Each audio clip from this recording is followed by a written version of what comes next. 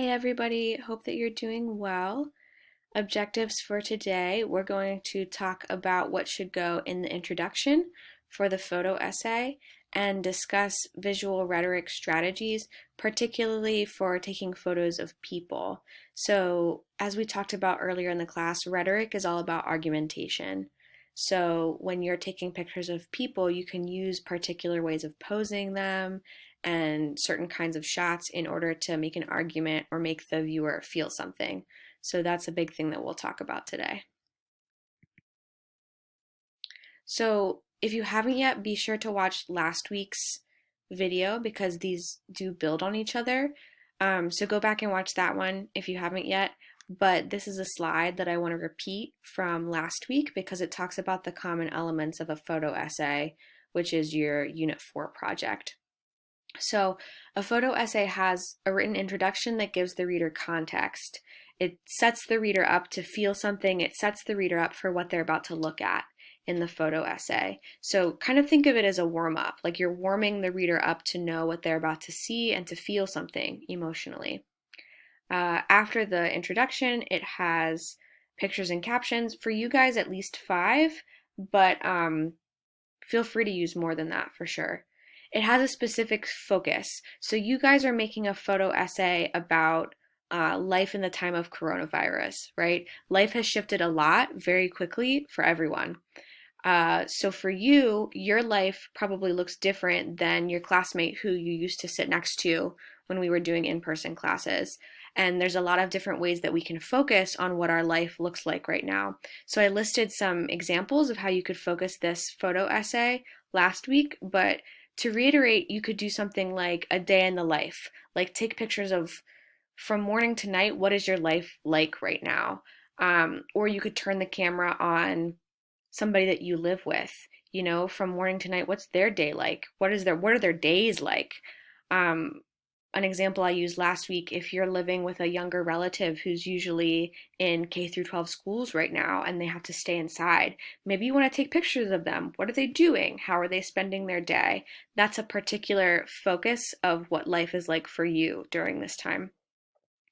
And a visual theme. So this basically means that when you put all those pictures together, that they hang together as a collection. So with the 2 photo essays we looked at for homework, there was the one of the interviews with New Yorkers around the city. So we have these full body shots of New Yorkers outside with the different city sites behind them. If you laid all those pictures out on a table, you would know that they are from the same photographer. Same thing with the New York Times photo essay. If you put all those photos out of big, iconic, empty places, you would see their visual theme, those big, long shots, right? So you want your photos to hang together in a similar way. For example, things like using black and white versus color. If all the photos are in black and white, it has a particular feeling. Or if you're doing, all super close-up shots or all long shots, not to say that they all have to be the exact same amount of closeness, but finding ways to make sure that stylistically and visually your photos hang together is important for a photo essay. Important notes. So I got a couple questions via email that I want to make sure I address here, and thank you to people who emailed me. So for this photo essay, you should be the one to take every picture, and the photo essay should document some aspect of your life right now. So these should be pictures that you're taking between last week when I introduced the assignment and when it's due next week. So about a 2-week span to capture your life right now. You don't want to be pulling pictures off the internet anywhere. It wants to be just your pictures is what makes it a photo essay. Okay, I want to talk about the introduction. So you want this introduction for your photo essay to be about 300 words, more is fine. The first big piece of advice I have is to keep your audience in mind. Be specific instead of general, right? So if you're trying to get your audience to feel something, to be prepared to see the pictures, dive right into that moment. Dive right into the specificity of what you're going to show, rather than starting with the general, which is the fact that we're all living through a global pandemic, right? We all know that, we're all feeling it. So how can you get specific as soon as you can? And this is something that I've kind of gotten at throughout the course, is that you never, with an introduction of any kind of writing, unless it's specifically mandated by that genre, have to start with something general. In fact, it's really useful to start as specifically as you can, because you want to get that reader engaged immediately. And the best way to do that is to make them feel something right away. Write your introduction last is the second piece of advice. So the reason I say this is that you might not know what the feeling of your photo essay is until you've taken the pictures, you've chosen which pictures you like best, you've put them in order, you've written the captions, and then you can look at them and figure out what you want your reader to feel when they read the introduction. So deal with the pictures and the captions first, and then go backward. And then finally, think about it. What do you want your audience to know or feel before looking at these pictures? So if you're sort of buttering them up for an emotion or an experience by looking at these pictures, what do you want that to be? And do you need to give them context? For example, if you're taking pictures of a particular person, maybe your mom, right? You're living with your mom, you're spending a lot of time with your mom, and you want to document what your mom's life is like right now. Give me some information about your mom. Let me know what kind of person she is, how she's feeling right now, what she's going through, what her day-to-day is like, so that I feel ready to sort of enter her world by looking at these pictures. So let me show you guys the introduction from this one that we did for homework. This was a photo essay from 6 Feet Away. So I'm going to use the reverse outline strategy to sort of point out what this person is doing in their introduction. So in the first paragraph, they do start kind of general. So they're sort of going against the advice I just gave you, right? But think about their audience, maybe global. Like Mashable is a really big platform, and people from all over the world, or people from different parts of the country that were not having the outbreak as severe on March 25th. Like, think about people who live in smaller towns in the United States, for example. They may have had no cases on March 25th. So they may need this information in the first paragraph that New York had been put on pause. New York was, right, like one of the first places to do that. So in the United States. So this idea of like Governor Cuomo, like people who don't live in New York might not know these things. So they're setting up context in the first paragraph. Second paragraph, what they're doing, let me look back at my notes, is that the writer's sort of setting up their day. They're setting up their situation. So they, in the first sentence, say, on Tuesday, I was really struggling to keep social distance from my refrigerator while not being as active as I used to be. So they're setting up the situation. Why did they go outside to try to take some pictures of people, right? They wanted to see what the city was like, and they were struggling with staying home themselves, so they went on a walk. And then the third paragraph, they talk about the situation of how they got these pictures. So they mention that they're maintaining social distance and they're talking to people. So they set the stage for us, right? They establish themselves as an individual, somebody who wanted to go outside and see what New York was like while the city was on pause. They get the reader ready to then look at these pictures and captions, because by the time the reader gets here, they're like, okay, I know exactly what's going on. So that's how you can model what they've done here in your own introduction. How can you set your audience up to get it? How can you set the audience up for success, essentially, is what the introduction does.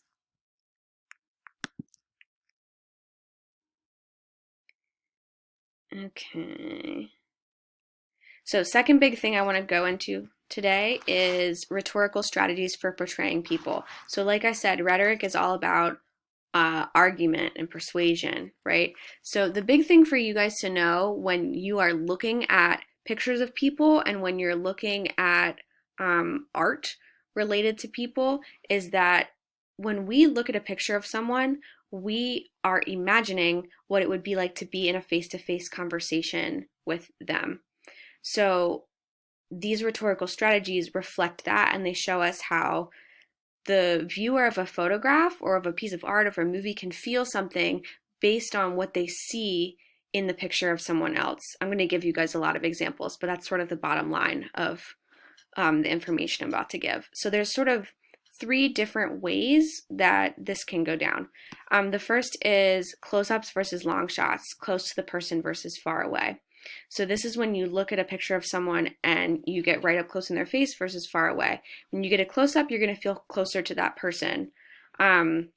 Secondly, there's frontal versus oblique angles. So frontal is like you see me right now, like taken with their body facing towards you.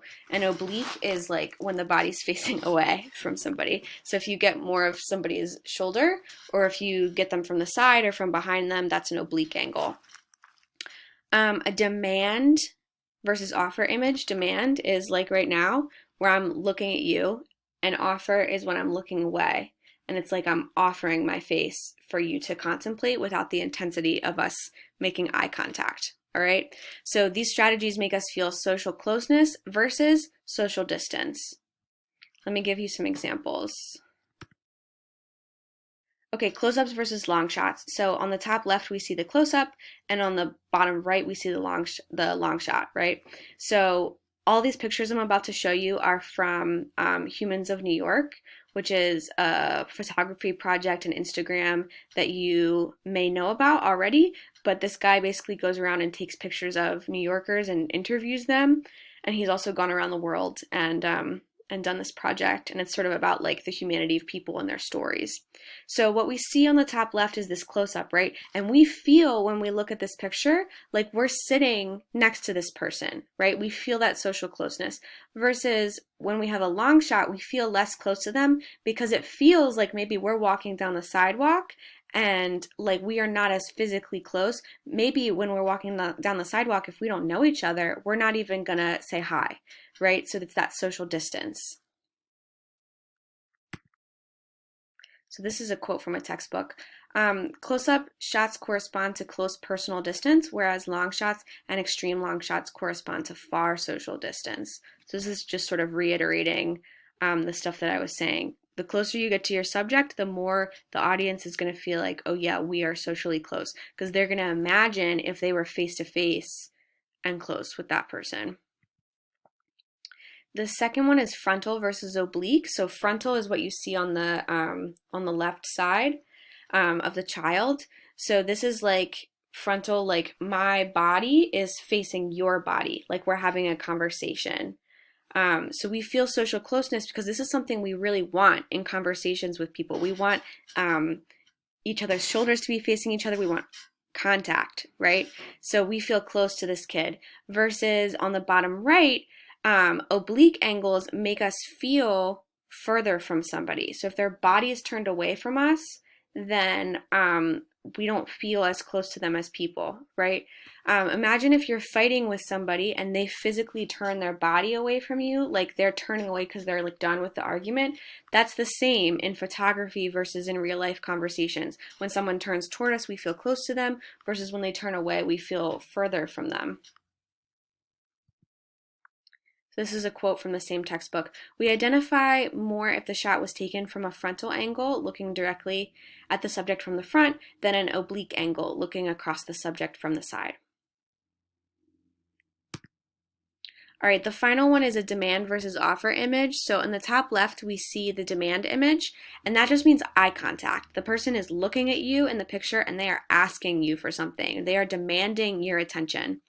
Versus the second image on the bottom right is an offer image, meaning that this person is looking away and they're often offering their face for contemplation, for our contemplation, right? So imagine you're on the subway and you're looking at somebody and they're not looking at you, right? They haven't noticed you yet. And maybe you sort of blank out and you like are looking at this person and you're sort of taking them in. But if they start to make eye contact with you, it might get more intense, more awkward, because eye contact is inherently intense. So this is the same thing with photography, right?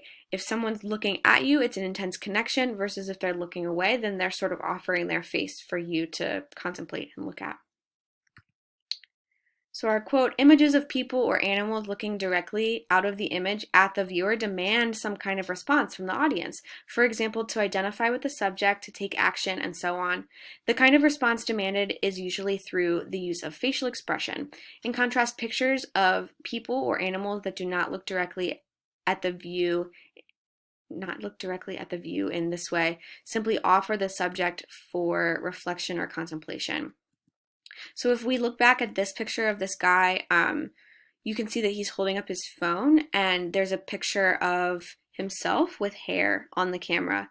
So in this interview that the photographer did, this person lost their hair due to cancer. So they're sort of demanding that we look at them and pay attention to this issue, right, of the fact that they've had to deal with cancer, especially at such a young age. So that's what demand images often do, is they ask the viewer to participate, to have a relationship with the subject of the photo. Oops. Before we go to that last image, I want to go back to this photo essay and sort of use this vocabulary to analyze these pictures. So what we're seeing here, I'm just going to scroll through a couple. We're seeing mostly longer shots, right? We're not getting up close and personal with these people, in part because of social distancing, but this person is a professional photographer, right? They could use the zoom on the camera if they wanted to. So they're taking these full body shots of people. So these are long shots, right? Secondly, they're mostly taking these frontal angle pictures. The people are, if not fully, mostly facing the camera, right? So we have a long shot, which is social distance, because we're literally social distancing. We have frontals, so like we feel some closeness to them. And we have demand gazes. They're looking right at the camera, right? So they're looking at us and their body's facing us. We feel some social closeness, but still we can't, reach out and touch them. They're too far away, which sort of embodies the feeling of the time, right? Is a lot of people want to connect and talk with each other, but if they're not living together, have to have this social distancing, right? So that's one way that we can see this playing out in these images. And this is something that you can choose to do in your own work, which is why I show it, is that if you're taking pictures of people for this photo essay, you can really consider how you pose them or what kinds of pictures you get of them and what that makes the viewer feel in terms of how their body is being used in the picture. So finally, to talk about these rhetorical strategies, when I teach this lecture in in-person classes, we always watch the sunken place scene from the movie Get Out. If you haven't seen Get Out, you can just Google sunken place, and it's like the first thing to come up is the video of this scene. I was going to put it into the lecture video, but I thought that maybe YouTube would take my lecture down. So just the picture. But we have this iconic shot from the movie of the main character being hypnotized by his girlfriend's mom. And this is kind of an oh shit moment in the movie, right? Things really start to change during this hypnosis scene. So what we see here is a close-up, a demand gaze, and a frontal body shot, right? So all of the ways in which we could feel social closeness to this character, we are feeling them right now. And that combined with the facial expression, with the crying, right, is that there's this cry for like, help me, and that we're feeling close. So we feel something when we see this image. And there's a reason why this image has become so iconic in relation to the movie, right? Like it's often used to advertise the whole movie, right? And the reason why is because of these rhetorical strategies around portraying people. It makes us feel something. It evokes an emotion. Whereas later in the scene, when he goes into the sunken place, you see him falling and you see a lot of shots that are the opposite of this rhetorically. So you're seeing oblique angles from the side. You're seeing an offer gaze where he's not looking at you. You're seeing long shots rather than close-ups because he is in the sunken place, and what the director is telling us is that we are socially far from him at this point, that he cannot reach us and we cannot reach him. But we are viewing this as it happens to him. So we see in the length of one scene, these rhetorical strategies being used masterfully so that we as the audience feel the intended effect, right? So I show this stuff so that you guys can use it in your own photo essay, but also so that you can start looking at the art and the media that you consume and see how these strategies are being used, right? So if you're looking at art, if you're watching a movie, if you're on Instagram, you can start to think about these strategies and see how they're being used on you. Also advertisements, which we studied earlier this semester. If you look at the way that the body is portrayed in advertisements, often these strategies are being used to make us feel. And in turn, you can use it in your own work as well. So something to think about for this project, but also just in general, how the portrayal of the body in art makes us feel, right? Makes us feel closeness or distance. Okay, next steps. Your photo essay is due next week. So for my Monday, Wednesday people, it's due on Monday. For my Tuesday people, it's due Tuesday. Submit the project as one document. So that includes the introduction, the photos and captions, and the genre analysis all in one Word document or PDF. All right, I'm really looking forward to seeing these. Like I said last week, you guys have a lot of free reign in terms of what you choose as the focus. Just what is important to me is that you include those common elements and that you are making a photo essay that reflects some aspect of your life right now and that you are the one who is the photographer. All right, so I'm looking forward to seeing those. Have a good week.